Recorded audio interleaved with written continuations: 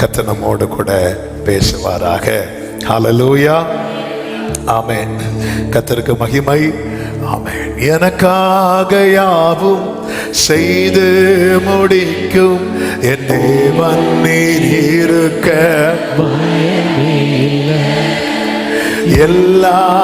எல்லாவற்றையும் நிரப்பும் நீர் இருக்க. கைகளை உயர்த்தி உங்க கைகள் உம்மால் கூடாதது எதுவும் இல்லை. உங்க கைகள் குறுகவில்லை. உம்மால் கூடாதது எதுவும் இல்லை. உம்மால் கூடாதது எதுவும் இல்லை. இயேசுவால் கூடாதது எதுவும் இல்லை. தாழ்த்துகிறோம் ஆண்டவரே, தொடர்ந்து எங்க கூட பேசுங்கப்பா. மீட்பர் நாமத்தில் பிதாவே, ஆமென். ஒரு விசை கூட கரங்களை உயர்த்தி ஹல்லேலூயா. எல்லாரும் வேதத்தை எடுத்துக்கொள்வோம். நாகும் தீர்க்கதரிசன புஸ்தகம் 1வது அதிகாரம். பழைய ஏற்பாட்டிலே 1081வது பக்கம். புதிதாய் பைபிள் பார்க்கிறவர்களுக்கும் பல ஆண்டுகள் பார்த்தும் தேடிக்கொண்டிருக்கிறவர்களுக்கும் இது பிரயோஜனமாக இருக்கும் என்பதற்காக நாகும் 1வது அதிகாரம் அதனுடைய 3வது வசனத்தை நாம் வாசிக்க கேட்கலாம். கர்த்தர் நீடிய சாந்தமும் கர்த்தர் நீடிய சாந்தமும் மிகுந்த வல்லமையும் உள்ளவர். மிகுந்த வல்லமையும் உள்ளவர். அவர்களை ஆக்கினை இல்லாமல் தப்புவிக்க மாட்டார். அவர்களை ஆக்கினை இல்லாமல் தப்புவிக்க மாட்டார். அடுத்த வார்த்தையை கவனிங்கள். கர்த்தருடைய வழி கர்த்தருடைய வழி சுழல் காற்றிலும் சுழல் காற்றிலும் பெரும் காற்றிலும் பெரும் காற்றிலும் இருக்கிறது. மேகங்கள் அவருடைய பாத தூளாய் இருக்கிறது. இன்னைக்கு கர்த்தர் தருகிற வார்த்தை என்னவென்றால், கர்த்தருடைய வழி சுழல் காற்றிலும் பெரும் காற்றிலும் இருக்கிறது. சத்தமா ஒரு ஆமென் சொல்லுங்க பார்க்கலாம். இந்த செய்திக்குள்ளே போறதுக்கு முன்பதாக அந்த முதல் வார்த்தையை நீங்க பாருங்க. கர்த்தர் நீடிய சாந்தமும் மிகுந்த வல்லமையும் உள்ளவர். இது அல்ல இன்னைக்கு செய்தி. ஆனா இந்த வார்த்தை எனக்குள்ள நேற்று இரவுல இருந்து ஏதோ பண்ணிட்டே இருந்துச்சு. அதனால அதை நான் டச் பண்ணிட்டு செய்திக்குள்ளே போக விரும்புகிறேன். ஆண்டவர் ஒரு வார்த்தையை தந்து நமக்குள்ளே பொங்க விடுறாருன்னா யாருக்கோ அதை விளம்பணும்னு விரும்புறார். ஹல்லேலூயா, ஆமென், ஆமென் சொல்லுங்க பார்க்கலாம். அதாவது நம்ம ஒரு லெவலுக்கு பொங்குதுன்னா அது நமக்கு, லெவலை தாண்டி பொங்குதுன்னா வேற யாருக்கோ கொடுக்கிறார். ஆமென். ஒரு சகோதரி, ஒரு தீர்க்கதரிசிகளின் புத்திரரின் மனைவி, 2 பிள்ளைகளை உடையவா எலிசா கிட்ட வருவாங்க. வந்து சொல்லுவாங்க, இப்படி கடன்காரங்க வந்துட்டாங்க, பிள்ளைகளை பிடிச்சிட்டு போக நிற்கிறாங்க, என்னன்னு தெரியல, என்ன பண்ணும் தெரியலன்னு சொல்லும்போது அவர் சொல்ற, உன்ட எண்ணெய் இருக்கு, ஒரு குடம் எண்ணெய் இருக்கு, நீ போய் காலி பாத்திரங்கள் எல்லாம் வாங்கி வை. காலி பாத்திரத்தெல்லாம் வாங்கி வச்சு காலி பாத்திரம் எல்லாம் முடிஞ்சதும் பைபிள் என்ன சொல்ல தெரியுமா, அந்த எண்ணெய் நின்று போயிட்டு. அதன் அர்த்தம் என்ன? அந்த எண்ணெய் அவளுக்கான எண்ணெய். ஆனா சில எண்ணெய் நிக்காது, அது கூடிட்டே இருக்கும். அதன் அர்த்தம் என்ன? இந்த எண்ணெய் நீ யாருக்கும் கொடுக்கணும். 4 குஷ்டரோகிகள் சீரியா தேசத்துக்கு, சீரியாவுக்கா சமரியாவுக்கு, சீரியா நினைக்கிறேன், வருவாங்க. அவங்களுக்கு பார்த்தா ஃபுல்லா ஆகாரம் நிரம்பி இருக்கும். இவங்கெல்லாம் சாப்பிட்டு முடிப்பாங்க. முடிச்சுட்டு சொல்லுவாங்க, இது நற்செய்தி அறிவிக்க நாள். ஏன்னா நம்ம சாப்பிட்டுட்டோம், ஆனா இன்னும் ஆகாரம் இருக்கு. அப்போ நம்ம இது என்ன செய்யணும்? போய் ஜனங்களுக்கு சொல்லணும். அது போலதான் சில வார்த்தைகள் பர்சனலா ஆண்டவர் பேசிட்டு இருப்பார். செய்தி தரது அது வேற. ஆனா அதையும் தாண்டி சில வார்த்தை பர்சனலா பேசி அது நம்மையும் தாண்டி ஓவர்ஃப்ளோ ஆகுதுன்னா யாரோ சிலருக்கு கர்த்தர் அதை கொடுக்க விரும்புகிறார். எனவே தான் இந்த வார்த்தையை டச் பண்ணிட்டு நான் செய்திக்குள்ளே போக விரும்புகிறேன். ஆண்டவர் ரொம்ப அமைதியா இருக்கிறார். அப்படிப்பட்ட நிலைமையில் இருக்கிறவர். அவர் அப்படியே தான் நினைக்காதீங்க. அவர் செயல்பட ஆரம்பிச்சார்னா மிகுந்த வல்லமை உள்ளவராய் செயல்படுவார். நல்ல கவனமா கேளுங்க. ஆமென். யோசேப்பின் வாழ்க்கையில் அவர் ரொம்ப அமைதியா இருந்தார். அவர் ரொம்ப அமைதியா இருந்த போது அவனுடைய வஸ்திரம் கிழிக்கப்பட்டது, அவன் குழியில் தூக்கி போடப்பட்டான், அவன் 20 வெள்ளி காசுக்கு விற்கப்பட்டான், அவன் கை கால்கள் விலங்கிடப்பட்டது. கர்த்தர் யோசேப்போடு இருந்தார் தான் இருக்கும். அவன் தயவு கிடைக்க பண்ணினார் இருக்கும். ஆனா வேற ஒண்ணுமே செய்யல. ஆனா அவனுக்கான நாள் வந்தபோது கர்த்தர் மிகுந்த வல்லமையாய் கிரியை செய்தார். விலங்குகள் எல்லாம் அவிழ்க்கப்பட்டது. பார்வோனுக்கு நிகராய் அவன் உட்கார வைக்கப்பட்டான். மோசையின் வாழ்க்கையிலே கர்த்தர் ரொம்ப அமைதியா இருந்தார். ரொம்ப அமைதியா இருந்ததுனால தான் வரவம் போறவெல்லாம் கேள்வி கேட்டான். ஆனா அவன் வாழ்க்கையில கர்த்தர் மிகுந்த வல்லமையாய் கிரியை செய்ய ஆரம்பித்தார். பார்வோனை எல்லாம் டம்மியாக்கி மோசேயை கர்த்தர் தலைவனாக கொண்டு போய் பயன்படுத்தினார். தாவீதை ராஜாவாக்கும் வரைக்கும் அவர் ரொம்ப அமைதியா இருந்தார். ஆனா அவனை ராஜாவாக்குற காரியத்துல அவர் ரொம்ப வல்லமையாய் செயல்பட்டார். பவுலை ஊழியக்காரன் ஆக்கும் வரைக்கும் அவர் ரொம்ப அமைதியா இருந்தார். ட்ராக் மாதிரி ஓடுனான். எத்தனை ட்ராக் மாதிரி ஓடணும், ரொம்ப அமைதியா இருந்தார். அவர் வல்லமையா கிரியை செய்தார். பாருங்க, பவுல் ஊழியம் செய்யறான். ஹல்லேலூயா. எதுக்கு இதை சொல்றேன் தெரியுமா? உங்க விஷயத்துல கர்த்தர் ரொம்ப அமைதியா இருக்கிறார்னு கவலைப்படாதீங்க. அவர் மிகுந்த வல்லமையா மிகுந்த. எத்தனை பேர் நம்புறீங்க? எத்தனை பேர் விசுவாசிக்கிறீங்க? நல்ல கரங்களை சாட்டி ஆமே ஆமே. அதனாலதான் என்னைக்குமே பாருங்க, ஆமான் யூதருக்கு விரோதமாக மோர்தேக்காய் தான் அவன் டார்கெட். ஆனா மோர்தேக்காய் இவனை அடிச்சா எப்படி அவன் எந்த அளவுக்கு மோர்தேக்காயை பார்த்தா பாருங்க. அதனால இவன் கூட்டத்தையே நம்ம இல்லாம ஆக்கிறோம். அதாவது நம்மள ஒரு கொசு கடிச்சுன்னு வைங்கள, நம்ம கையில கொசு பேட்டை எடுக்கிறோம். என்ன கடிச்ச கொசு யாரும் ஒழுங்கா முன்னாடி வா அப்படியே சொல்லுவோம். நம்ம கண்ணில் மாற்ற எல்லாத்தையும் அடிப்போம். விட்ட பக்கத்து வீட்டுக்கும் போய் அடி வாங்கிட்டு வரும். அது வேற. எல்லாத்தையும் நம்ம அடிப்போம். அவன் இந்த இவனை அடிக்கிறத மொத்த அவன் பிளான் பண்ணும்போது கர்த்தர் அமைதியா இருக்கிறார். ராஜா கிட்ட போய் சொல்லும் போது கர்த்தர் அமைதியா இருக்கிறார். ராஜா கையில இருந்து முத்திரை மோதிரம் வாங்கும் போது அமைதியா இருக்கிறார். அவர் மிகுந்த நீடிய சாந்தம். ஆண்டவரே, நாங்கள் மடிகிறோமே, உமக்கு கவலை இல்லை. அப்படிதான் நமக்கு தோணும். ஆனா அப்படி இல்லை அப்படிங்கறத ஆண்டவர் சொல்ல இருக்கிறார். நீடிய சாந்தம். அவன் ராஜா முத்திரை மோத கொடுக்கும் போது அவர் அமைதியா இருக்கிறார். இவங்களுக்கு விரோதமாக எழுதும் போது அமைதியா இருக்கிறார். முத்திரை போடும் போது அமைதியா இருக்கிறார். மோர்தேக்காய்க்கு தூக்கு மரத்தை உண்டு பண்ணும் போது அமைதியா இருக்கிறார். ஆனா சத்துரு நினைத்தது நிறைவேறும் நாள் நெருங்கின போது அவர் மிகுந்த வல்லமையாய். எத்தனை பேர் நம்புறீங்க? சத்துரு குறித்தது நடக்காது, கர்த்தர் குறித்தது நடக்கும். நம்புறவங்க மட்டும் சத்தமாவே.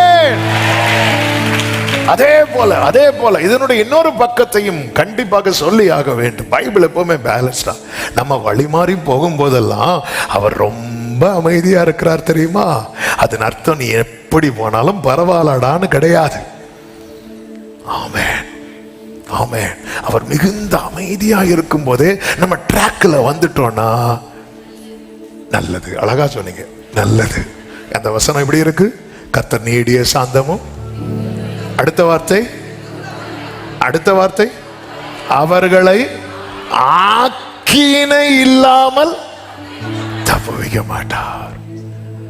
அதனால ஆண்டவரே, நான் இப்படி எல்லாம் பண்ணேனே, அன்னைக்கு நீங்க தலையில எல்லாம் தட்டினீங்க, இன்னைக்கு நீங்க அமைதியா இருக்கிறீங்க. போன வாரத்துக்கு முந்தின வாரம் செய்தி ஞாபகம் இருக்கும்னு நினைக்கிறேன். பிலேயாம் போலாமா போ அப்படின்ட்டாரு, போன்ட்டாரு. ஆமென். நேத்து என்ன சொன்னார்? போகாத. ஆமென். நல்ல கிருபை பெற்றவங்க. எங்களுக்கு இதெல்லாம் ஞாபகத்தில் இருக்காது. பழையன ஒளிந்தன. ஆண்டவர் அவங்க கூட போகாத. இன்னைக்கு வந்து நிக்கிறான். என்ன கீதியோனே, சாரி பிலேயாமே, போறியா போ. என்ன இப்படி அமைதியாயிட்டாரு? ஆனா போகும்போது தான் தெரியுது வழியில் எப்படி நிக்கிறார் தெரியுமா? மிகுந்த வல்லமையோட நிக்கிறார். வேண்டாண்டவரே. ஹல்லேலூயா. நம்ம ட்ராக் நான் இன்னும் பண்றேன். ஃப்ரைடே ஆனா அப்படி வந்து உட்கார்ந்து இருக்கிறேன். எனக்கு இடம் கிடைக்குது. உபவாசத்தோடு வரவங்களுக்கு எல்லாம் இடம் கிடைக்கல. காலையிலேயே எல்லாம் முடிச்சுட்டு வர எனக்கு இடம் கிடைக்குது. எல்லாமே கிடைக்குது. நான் பெருசா ஆராதிக்கவும் மாட்டேன் மேக்சிமம்.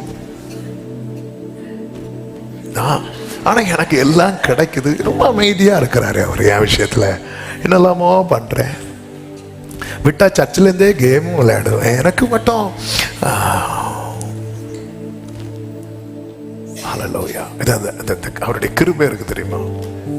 பவுல் விஷயத்துல ரொம்ப பொறுமையா, தீமோத்தேயுக்கு எழுதும்போது அதெல்லாம் படிக்கும்போது எவ்வளவு பொறுமையா. அப்படி எழும்பினார் பாருங்க, பொத்துன்னு விழுந்தான் ஒருத்தன். ஆமென். ஆண்டவரே, ஆண்டவரே, உண்மையில அவனுக்கு ஒண்ணுமே தெரியல, நீர் யார் அப்படின்னா. ஆமென். ஆண்டவர் அமைதியா இருக்கிறார். நான் என்ன பண்ணாலும் நான் ஜெபிக்கல, அமைதியா இருக்கிறேன். நான் துதிக்கல, எனக்கு வேண்டிய செய்யல. நான் மாறிடணும். நம்ம மாறிடணும். இல்ல கோவிட் வந்தாதான் மாறுவோம்னா,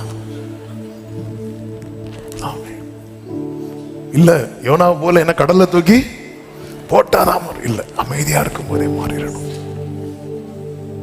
அவர் எழும்பிட்டார்னு வைங்களேன், அவர் அந்த வல்லமையோடு எழும்பும் போது, அதாவது அவர் இரக்கமுள்ளவர்னாலும் பர்வதங்கள்லாம் எப்படி மெழுகு போல, அப்ப நிறைய காரியம் உருகிறோம். அதான் பைபிள் ஒரு கர்த்தருடைய நாளை விரும்புகிறவனுக்கு ஐயோன் இருக்கு. அவர் அமைதி. நம்ம என்ன சங்கீதம் 50 இருக்குல்ல, நீ இதைகளெல்லாம் செய்யும் போது நான் எப்படி இருந்தேன் தெரியுமா? மௌனமா இருந்தேன். நீ என்ன நினைச்சிட்ட? மௌனம் சம்மதத்துக்கு அறிகுறி இல்ல. நான் மிகுந்த வல்லமையை எழும்பிட்டேன்னா நீ தாங்கிட மாட்டேன். ஆமே, ஆமேன்னு சொல்லுங்க. இந்த யோசேப்பு மோசையெல்லாம் சொல்லும் போது என்ன தூக்கி போட்டு அப்படி கைதட்டினீங்கல்ல, இப்ப ஏன் சைலண்ட் ஆயிட்டீங்க? இப்ப நீங்க மிகுந்த அமைதி ஆயிட்டீங்களா? ஏன்னா எப்பவுமே ஆண்டவர் பேசும்போது எல்லா சைடையும் நமக்கு பேசுவார். ஆமென் சொல்லுங்க பார்க்கலாம். ஆமென். இப்ப நம்ம செய்திக்குள்ள வர போறோம். ஹல்லேலூயா. அவருடைய வழி சுழல் காற்றிலும் பெரும் காற்றிலும் இருக்கிறது. சத்தமா ஒரு ஆமென் சொல்லுங்க பார்க்கலாம். அப்போ கர்த்தர் அவருடைய வாழ்க்கையில அனுமதிக்கிற பெருங்காற்று, சுழல் காற்று, அதுல என்ன இருக்கிறது? கர்த்தருடைய வழி. என் நினைவுகள் உங்கள் வழிகள் என் வழிகளும் அல்ல. ஆமென். ஹல்லேலூயா. பொதுவா அந்த கடல்ல மீன் பிடிக்க போறவங்க பார்த்திருக்கீங்களா? காற்று பலமா இருக்குன்னு வைங்களேன், போக மாட்டாங்க. இன்னைக்கு பயங்கர காற்று, எச்சரிப்பு வரும், யாரும் போக வேண்டாம்.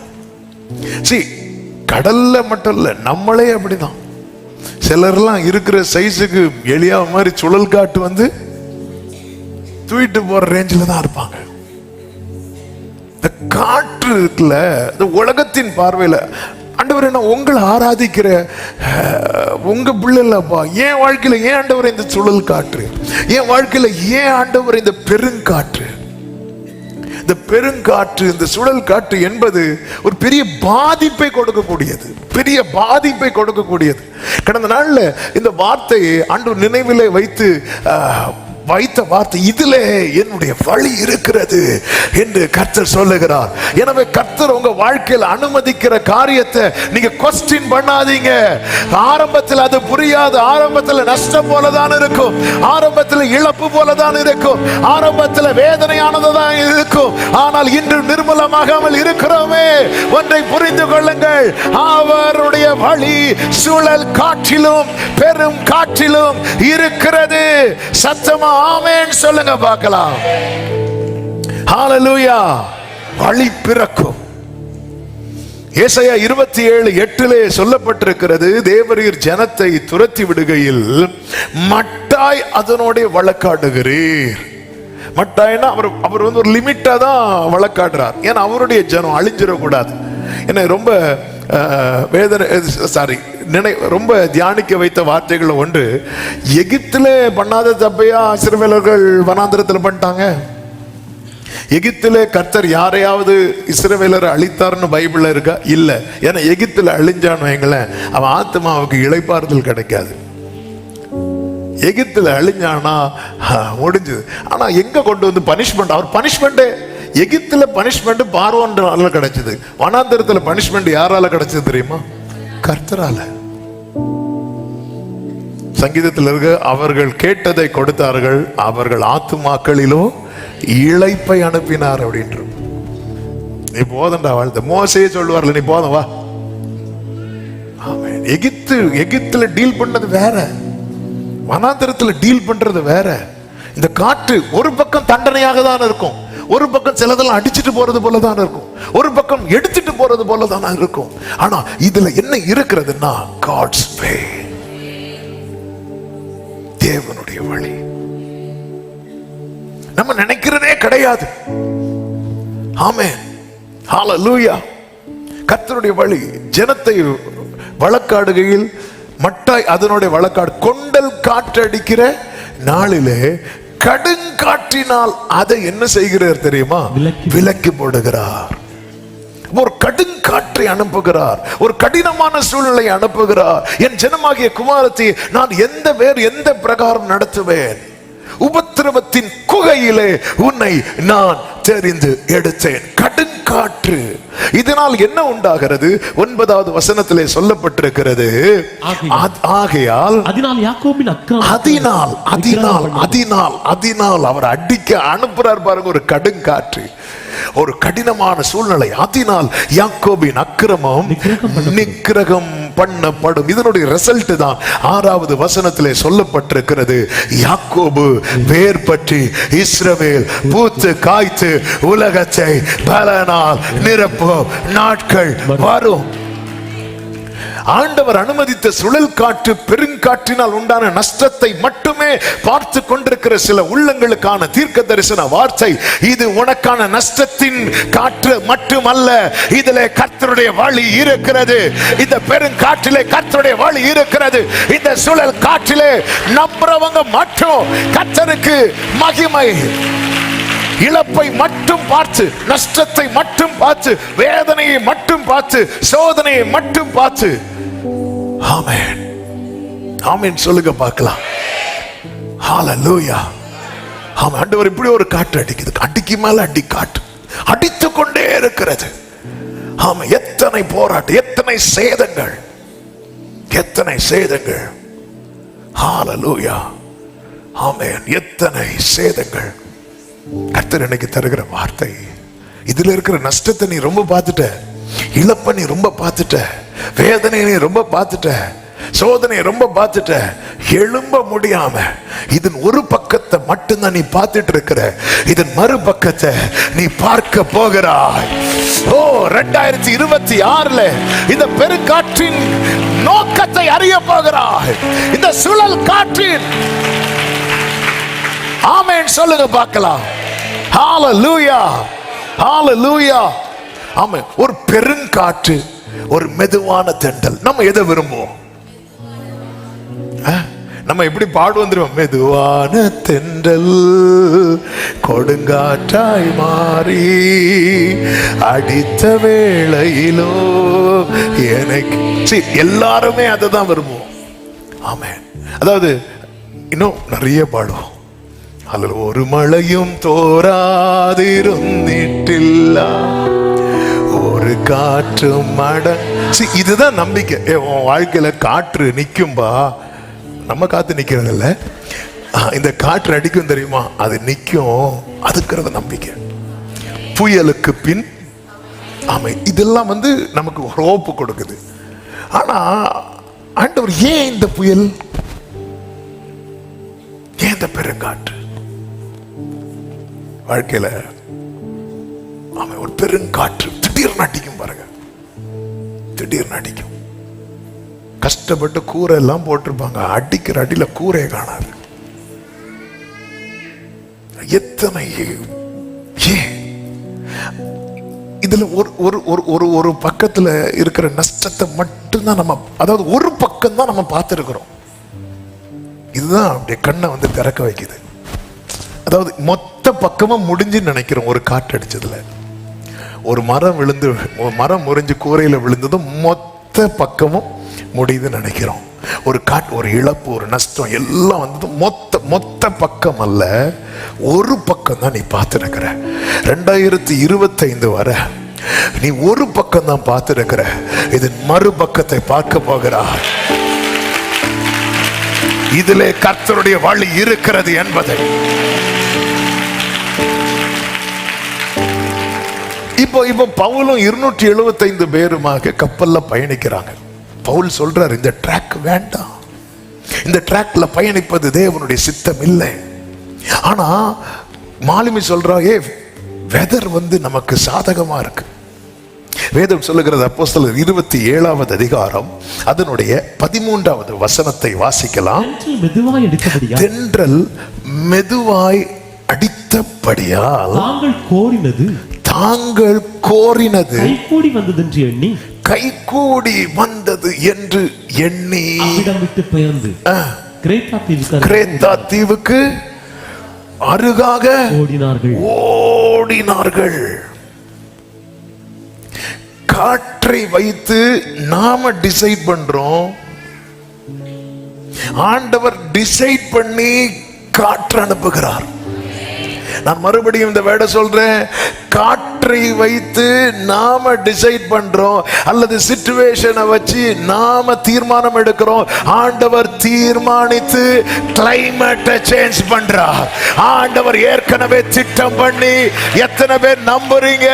என் ஆண்டவர் சூழ்நிலையை வைத்து தீர்மானிக்கிறவர் அல்ல, தீர்மானித்து தீர்மானித்து காலத்தையும் சமயத்தையும் மாற்றுகிறவர். சத்தமா ஒரு ஆமென் சொல்லுங்க பார்க்கலாம். ஹalleluya. கர்த்தருக்கு மாத்திரம் மகிமை உண்டாவதாக. தென்றல் மெதுவாய் அடித்ததனால் அவங்க என்ன டிசைட் பண்ணிட்டாங்க தெரியுமா? காரியம் நாங்க கோரினது, நாங்க என்ன மனசுல தீர்மானித்தோமோ, என்ன நாங்க டிசைட் பண்ணோமோ, அது எங்களுக்கு கைகூடி வந்தது. அப்படி ஓடும் போது அந்த கப்பல்ல யார் இருக்கிறா தெரியுமா?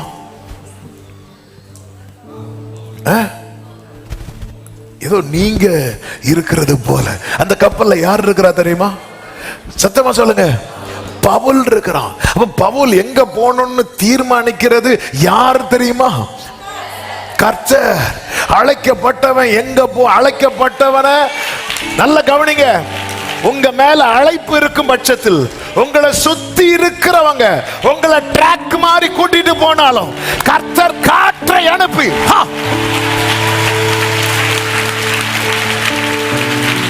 இங்க பவுல் சொல்றாரு, போகாதீங்க வேண்டாம். ஆனா பவுலுக்கு வாய்ஸுக்கு இங்க வேல்யூ கிடையாது. இப்ப அவங்க எங்க கூட்டிட்டு போறாங்களோ அங்கதான் இந்த பவுல் போய் ஆகணும். ஆனா பவுல் இப்ப நீ இருக்கிற நிலைமை ஒரு அடிமைத்தனம். ஏன்னா அவங்க அவனை கைதியா தான் கொண்டு போறாங்க, அடிமையா தான் கொண்டு போறாங்க, ஒரு கட்டப்பட்ட நிலைமை. ஆனா உன் மேல இருக்கிற அழைப்பு பெருசு, உன் மேல இருக்கிற அபிஷேகம் பெருசு. உன் உறவுகள் எல்லாம் சேர்ந்து, உன் சொந்தங்கள் எல்லாம் சேர்ந்து உன்னை ட்ராக் மாதிரி கொண்டு போக உன்னை கூட்டிட்டு போனாலும் கர்த்தர் ஒரு